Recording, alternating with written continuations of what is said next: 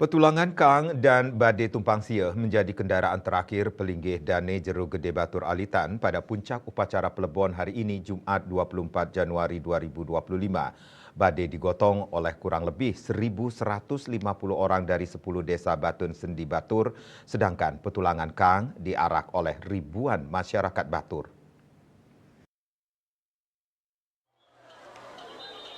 Pada puncak Palebon, Palinggih, Dani, Jero Gede, Batur Alitan, Badai Tumpang Sia diarak oleh kurang lebih 1.150 orang dari 10 desa Batun Sendi Batur. Sedangkan petulangan Kang diarak oleh ribuan masyarakat Batur.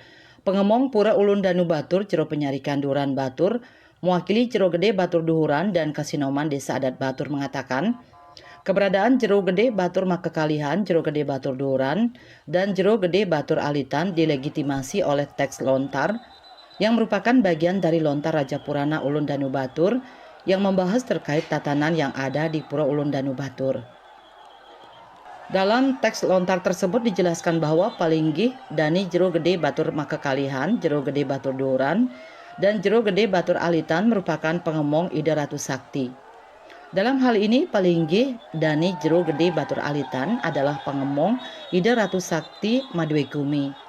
Apabila beliau meninggal, maka dibenarkan menggunakan Badai Tumpang Sia dengan petulangan Kang, berhak pula menggunakan Bendusa, berhak menggunakan Tumpang Salu, dan pelaksanaan memanah toya dilaksanakan di Pura Jati.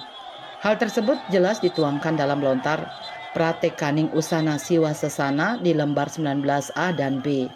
Dijelaskan pula bahwa beliau nyeneng sebagai Raja Resi dan mepengargandangyang, sehingga kajang yang digunakan saat upacara Palebon merupakan kajang dalam. Kalau di dalam teks ini dijelaskan dengan tegas bahwa Pelinggih Dane Jero Gede Batur Makalihan, baik itu Jero Gede Batur Duhuran dan Jero Gede Alitan adalah pengemong ide Ratu Sakti.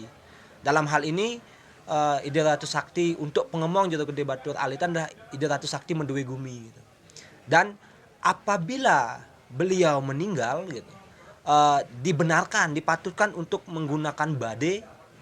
Kalau Jero Gede Batur Duhuran menggunakan badai Tumpang 11 dengan petulangan Lembu Putih. Kemudian kalau Jero Gede Batur Alitan menggunakan badai Tumpang 9 dengan petulangan Kang atau ikan gitu. Kemudian berhak menggunakan Bendusa, kemudian berhak menggunakan Tumpang Salu, dan pelaksanaan memanah toyanya di Pura Jati. Itu yang dijelaskan pada Pratekaning Usana Siwa Sesana di lembar 19A dan B.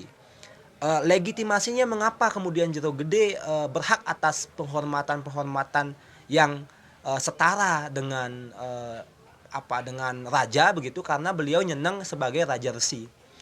Sebagai raja, beliau adalah pemimpin umat, pemimpin masyarakat Batur, pemimpin masyarakat Subak, dan juga pemimpin masyarakat Batun Sendi. Sebagai tokoh spiritual, di dalam teks ini sangat dijelaskan bahwa dening mepengargan atau karena berwujud sebagai dangyang gitu. Jadi teks ini menyelaraskan Jero Gede itu adalah dangyang. Jero Gede bukan Jero Mangku Gede gitu. Bukan Jero Mangku Gede, tetapi adalah memang seorang yang Madwijati, yaitu Pada puncak Palebon, Badai Tumpang Sia digotong oleh kurang lebih 1.150 orang dari 10 desa Batun Sendi Batur. Sementara itu, petulangan Kang akan digotong oleh ribuan masyarakat adat Batur. Sesuai dengan tradisi yang telah diwarisi sejak dahulu, apabila dilaksanakan Palebon Jero Gede Batur, maka Badai dibenarkan untuk diarak oleh masyarakat Batun Sendi Batur.